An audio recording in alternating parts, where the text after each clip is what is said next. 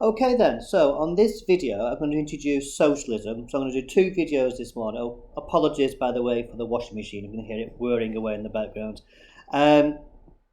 Yeah, I'm going to do two videos this morning. The first one's going to be like an introduction to socialism, and then the second one we're going to look at socialism and human nature.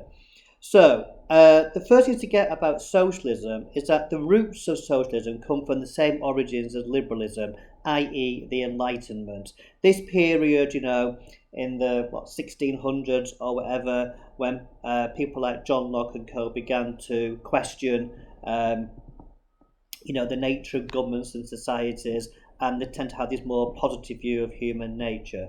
Well, socialism comes from those same roots, although it emerges after liberalism, and in many ways it's a reaction to the industrialisation, the Industrial Revolution, which kicks off first of all in Britain in the late 1700s, early 1800s onwards.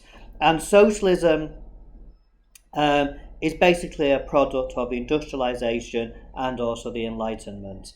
Now, questions on socialism, I think one thing to get about socialists is that they tend to disagree with each other quite a lot. So they tend to have some kind of broad kind of areas of understanding amongst themselves, which kind of makes them into a cohesive force. But I would argue that in most areas they do seem to have quite big disagreements, especially the different strands which have been chosen for us to actually study. For example, Anthony Giddens and the New Labour side are kind of very different to Marxists, for example. So I suspect that most answers to this question, your answer is going to be they disagree to a large extent or a small extent, I would have thought. Now, what I'm going to do is going to quickly go over the 3 or 4 main strands that we need to study, and then in the second video I'll make this morning, we'll have a look at human nature. So, the first strand which we need to understand are the revolutionary socialists.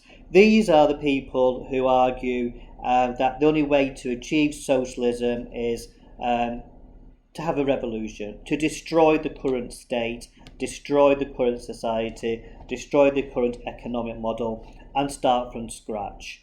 Marx and Engels are probably, who by the way the exam boards seem to think is one person, or probably more accurately Michael Goh seems to think is one person. Marx and Engels, they're most closely associated with this view. They argue that it's inevitable that there'll be a revolution. The proletariat, the working classes, will at some point realise how badly treated they are, have a revolution, and things will start from scratch. Rosa Luxemburg, who's our other key thinker in the revolutionary socialist strand, she too believes that there will be a revolution at some point as well. So revolutionary socialists, basically their methods are to start from scratch. The second strand are the social democrats. Now I think I would probably split them into two, because the first key thinker of this strand is Beatrice Webb. She was writing in 1920s, 1930s, that kind of period. She's also often been described as being an evolutionary socialist. What she argues is that just because the workers make up the majority of the people, at some point in a democratic system, the majority will be the working class, and therefore they'll always vote for a socialist party, and therefore socialism will come gradually over time. Unlike the revolutionary socialist, she disagrees with the revolution. She thinks the revolution is far too chaotic, far too damaging, and instead it's better to kind of take over the state through democratic means. True social democrats, people like Anthony Crossland, I suppose in some ways they do agree with Webb. They argue that in a democratic system is the best way to bring about socialism and to control the state in that means. But Crossland is much more interested in trying to reconcile capitalism. He recognises that capitalism is not kind of the evil monster which Karl Marx suggested. Capitalism does create vast amounts of wealth, and what Crossland argues is for the redistribution of that wealth.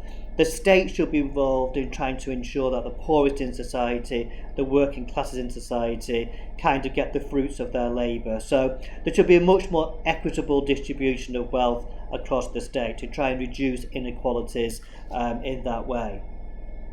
And obviously this should be done through peaceful democratic means. And then the final strand, or the third way, our key thinker on this is Anthony Giddens. Again, they're kind of trying to update, I suppose, social democracy under Anthony Crosland. They're kind of writing in this post-Thatcher neoliberal world which we currently live in.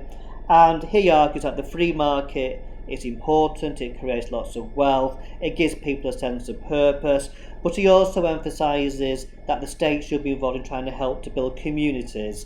And there's a moral responsibility as well, he argues, of social inclusion. So the state's job really is to try and ensure that everyone is included in the society and everyone can benefit from society, as opposed to having some revolution when we start again, or as opposed to the state having such a heavy hand in redistributing wealth.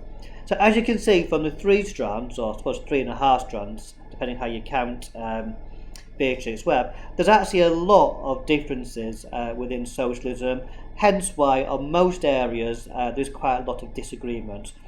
Okay, so the next video I'll make in a couple of minutes, through the noise of the washing machine, will be Socialism and Human Nature.